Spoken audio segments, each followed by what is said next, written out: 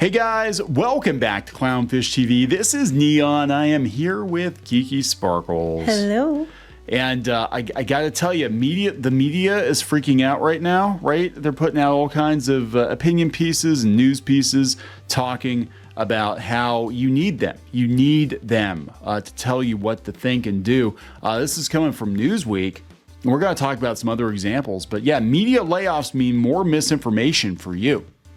Yeah, but it doesn't matter if they lay off media or not, because those people are going to go to Google, and Google is just AIing everything anyway and telling people to put glue on their pizza to keep the cheese on it.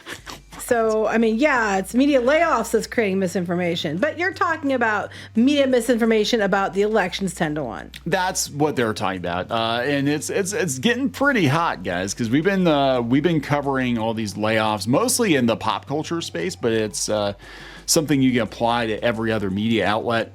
They're scrambling for survival. People are getting laid off all over the place. They just had a big change at the Washington Post, and right there in the first sentence, it tells you everything you need to know. Yeah. Political coverage, election year. They're not focused on election year. They're focused on saving their own business. Yeah, oh my God, how dare they? How dare they save their own business? We're going to talk maybe a little bit about Media Matters. If you remember this site, they're the ones that were going around and calling everybody like alt-right and racist.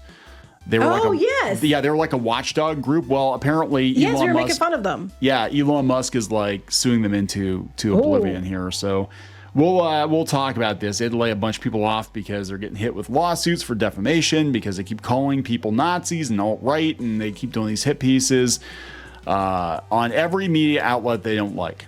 And so we'll talk about this. Before we get into it any further, please subscribe for more pop culture news, views, and rants. You'll get a woohoo if you do. Woohoo! Yeah, not many woohoos in media these days. It's crazy. I mean, I'm just watching everything implode, and all these journalists are like losing their shit. And a lot of them on Twitter, especially the pop culture journalists, are just, I mean, they are super salty. But to be fair, though, a lot of the reasons these outlets are laying people off is because they're not sustainable, because of changes places like Google are doing, and it's like destroying, blogs in general. Yeah, so a lot being fair. Yeah, a lot of these places were propped up with venture capital. A lot of them were propped up with subscriber dollars. We're going to talk about just how desperate some of these outlets are getting, that even CNN is like, you can't read our articles unless you give us your email so we can, send you a bunch of junk mail. They are getting desperate. They're paywalling more content. And I get it. Look, I get it. I mean, it's scary out there. It doesn't, things that worked for 10, 15 years don't work anymore. But what's crazy about this is that digital media came in and kind of destroyed physical media, newspapers, magazines, stuff like that. And then we had all these journos that are kind of like, get wrecked. We're the new hotness. And they came in and they kind of set up shop. We got the pedestal now, bitches. Yeah, we got the spew stuff at you with my megaphone. Yeah, exactly. And they got control of digital media, and they got control of Twitter, and Twitter was ground zero for the dissemination of all this. They said that their internal study proved that it was the other way around. Oh yeah, before Elon Musk bought it. Yeah, so get this, and I don't have that information on hand, but there was this ridiculous study claiming that Twitter was more right-wing than left-wing before Elon Musk bought it. Yeah, I thought that was funny. Like, what? Do some basic journalism here. But yeah, this has come from Axios. They said there are major restructurings, layoffs, and newsroom overhauls. And they said with business headwinds growing stronger, news leaders know they can't afford to push off changes any longer. Subscription media growth has slowed as publishers struggle to replace customers who canceled their Trump-era subscriptions. Wait, what? Basically, people were subscribing to these publications because a lot of it was anti-Trump stuff. Like that. Like we said was going to happen when he lost. Like, then what are you going to complain about? But they keep going up. It's a presidential race. Here's an idea. Go look into what they actually are saying they're going to do. Watch the debates, and then make your own decision instead of listening to what the news tells you to do. Yeah. So the Washington Post on Sunday announced sweeping changes to its editorial structure and leadership, with the first ever female executive stepping down to make way for Matt Murray, the former editor-in-chief of the Wall Street Journal. He's going to take over the role until the election, and then he's going to move to lead a new newsroom division focused on social and service journalism. What the hell does that even mean? I don't know. Then they're going to have this new guy replace Murray. Zoom in. The Post is one of several major newsrooms trying to find new readers willing to pay for their journalism online before their traditional products die out. CNN began testing a new strategy last month that asks readers to submit personal data like their email addresses if they want to continue reading a certain amount of daily articles for free. A lot of people have been doing this. CNN just now got on board, but that's ongoing. I've seen several sites do that. Well, they're basically talking about how, ABC News, we talked about that. They said Kim Godwin, the first black woman, she stepped down. No, she didn't step down. They fired her. Yeah. I guarantee you they fired her. She stepped down one step and they kicked her down the rest. But they're talking about like how all of these newsrooms are imploding. And the thing is, they're all like, oh, you have to pay us for journalism now. I'm like, bitch, they're not going to pay you for journalism. Like you basically made it free. This is what happened with newspapers, right? Newspapers were like, oh, pay us for, days old news. And people are like, nah, we'll just go out to the internet where we can read it for free. Well, they had advertising and venture capital propping it up, and now they don't. And now nobody's going to the websites either. Well, this is also the problem that happens when you don't just don't report the news and just try to be unbiased journalists. And instead you have your political flavor that you stick with, and then you end up chasing a bunch of the audience away. And that's great until you need the entire audience and not just your political side to read your shit. So what happens is, because you weren't just telling the truth and just saying, here's the news, we're going to be as unbiased and fair as possible. Because you didn't, you just catered to confirmation bias. You turned out you needed more people. Shocker.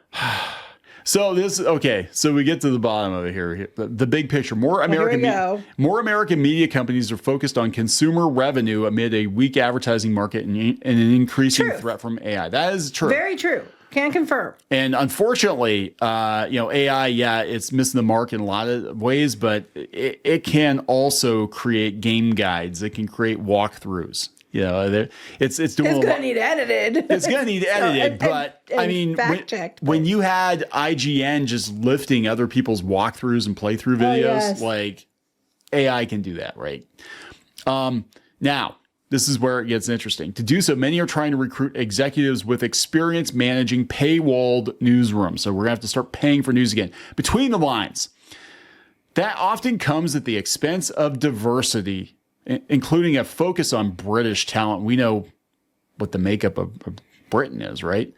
They're talking about how all these British men are coming in and taking over the newsrooms because God forbid we hire experienced people to try to make some money, right? Let's see. This is coming from Newsweek. Media layoffs mean more misinformation for you. Opinion. It said, what was it? Wait, Bob Birdie. What was it? PR consultant and essayist. An essayist. So talking about the bloodbath at all of these newspapers, right? They said another force is at work quietly operating beyond the public view, a profession that exists largely to maintain a symbiotic rapport with the news. Public relations, PR specialists. This guy is a PR specialist. He is. Basically, he said the PR spin is going to be ramped up, and we're not going to have these journalists there to tell us the truth, but they weren't telling us the truth before. They were parroting. That's why they're getting their asses kicked. PR talking points. Was it Sinclair Media? I think they had all the talking heads talking about misinformation, and there were like a whole bunch of them, and were all repeating the same script on all these different locally owned television stations. In other words, just as the news media business is shrinking, the less visible PR business is expanding. And here's a metric. The ratio of PR professionals to journalists, only 2-to-1 back in 1980, rose to 3-to-1 in 2008. Now it's 6-to-1. For every reporter still on the payroll, 6 PR pros are vying for their attention. So basically what you're telling me is it's all PR and bullshit. It's all PR not truth. Shocker. That's what I just said a little bit ago. Yep. Pretty much. It's just basically what flavor you're going to go with, what's narrative you want to spin, and who pays you the most. Journalists need to be hyper vigilant in vetting which PR pitches actually qualify as news. Now, this is interesting. They actually do go through this, and they talk about how the PR people do have the news before the media. But what has happened is that so many of these newspapers, these reporters have gotten lazy, and all they're doing is they're just parroting press releases they're getting from these companies. And a lot of times, these companies are wine and dining them, giving, and at least in the gaming space, giving them free stuff. they give you free stuff. You're going to be like, yeah, okay, we're going to parrot all your talking points. And that's Disney. I'm sorry. You're never going to know more than half the story, guys, because the PR spin and whatever, the misinformation. Narrative. That's been what, I'm sorry. Last I checked, a lot of these news outlets have had a narrative. Yes. For years. Instead of and no one's been just doing a journalism for a while. They hired activists. They hired activists that had, existing biases to come in and write articles, probably because a lot of them either had the degree, so they're, freshly minted. From journalism college? From journalism college. And also a lot of them work cheap. At least, again, in the video game space or the pop culture space, a lot of them work cheap. So I guess we'll wrap up with this thing. This is interesting. This is New York Post. Media Matters got hit with layoffs after defamation suit by Elon Musk. And federal probes. Yeah, because this Media Matters, if you guys were following this, and I think we've mentioned them a couple times, every website they don't like, every website that's even slightly conservative is run by literal Nazis, according to Media Matters. And they're like, everybody's a Nazi. Right. That's when they were doing those fake posts to try to make it look like this was tied to Disney or something. They tried to get Disney to pull their advertising from. They were deliberately manufacturing posts and trying to trick the algorithm into showing it to Disney. I think that's what this lawsuit's about. Yeah, they were basically trying to manipulate the algorithm and show Disney that their ads were being displayed next to like actual anti-Semitic or Nazi content, which apparently now is back in vogue. According to some people, now it's okay. Now it's okay. What difference a few months make? So this is liberal watchdog group Media Matters fired at least a dozen staffers on Thursday. This was like a week or two ago. And management and some of the layoff journalists blamed ex-owner Elon Musk for the cuts. He sued the Washington, D.C.-based nonprofit organization for defamation last November, accusing the company of manufacturing images showing advertisers from major companies alongside posts made by white supremacists and neo-Nazis. But they did it. And then, they're going to say they didn't.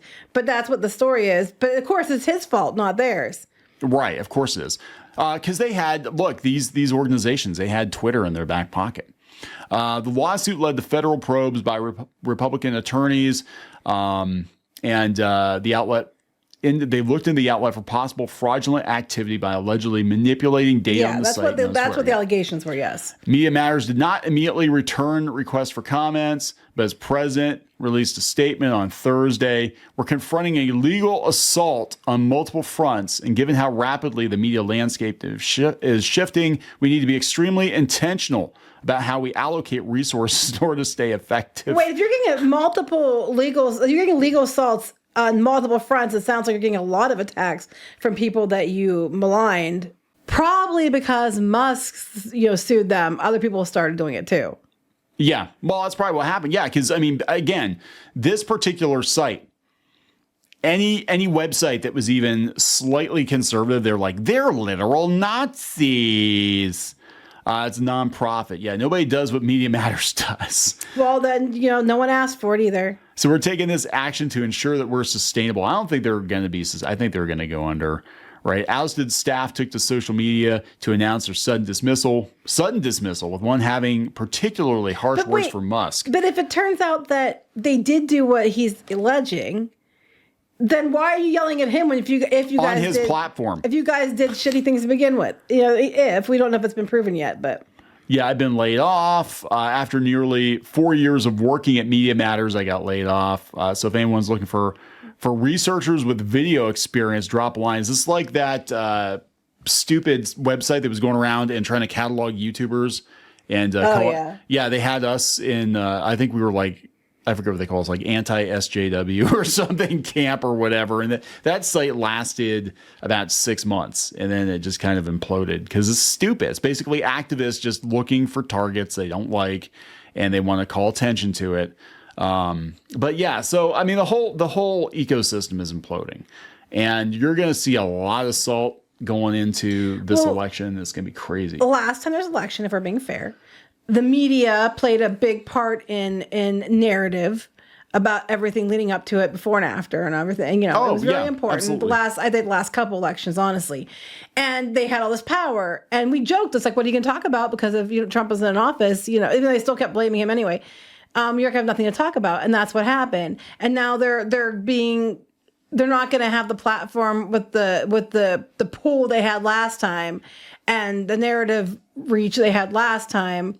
And they're getting pissed about it. And that's across the board. I'm not saying one side in particular, even though it usually is one side in particular. But I'm just saying they're not going to have that reach now, and now they're losing their shit.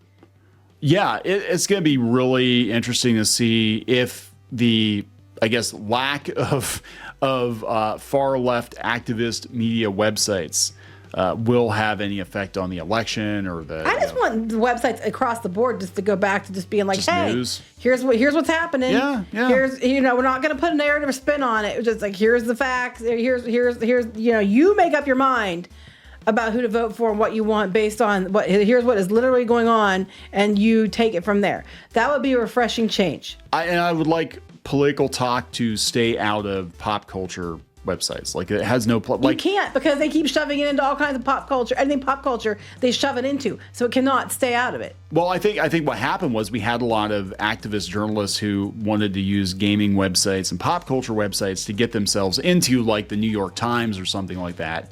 Yeah, but pop culture itself has these activists shoved into everything. Yep. And so, of course, you're going to see the same thing. We're going to be discussing it on the pop culture sites. So what we need to do is unfuck everything. How do we Well, you unfuck can't it? unfuck it, apparently. No, we're gonna unfuck it. Unfuck it all. That I'm gonna run for office. That's gonna be my campaign slogan.